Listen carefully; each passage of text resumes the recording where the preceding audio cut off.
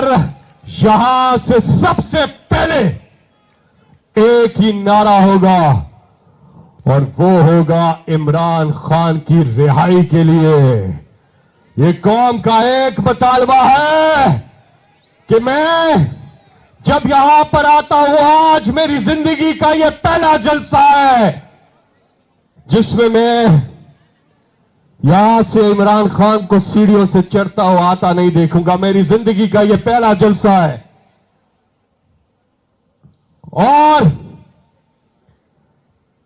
آج یہ پہلا جلسہ ہے. 27 سال ہو گئے عمران خان کے ساتھ جلسے کرتے ہوئے، 2000 سے زیادہ جلسے کیے. آج یہ پہلا جلسہ ہے جس میں یہاں دائیں طرف دیکھ رہا ہوں سیڑھیاں ہیں، لیکن میرا کپتان یہاں پر نہیں آ رہا. لیکن اللہ تعالیٰ قرآن مجید میں ارشاد فرماتا ہے کہ اللہ کی رحمت سے مایوس نہ ہونا. اللہ کی رحمت سے وہ مایوس ہوتے ہیں جو ایمان والے نہیں ہوتے.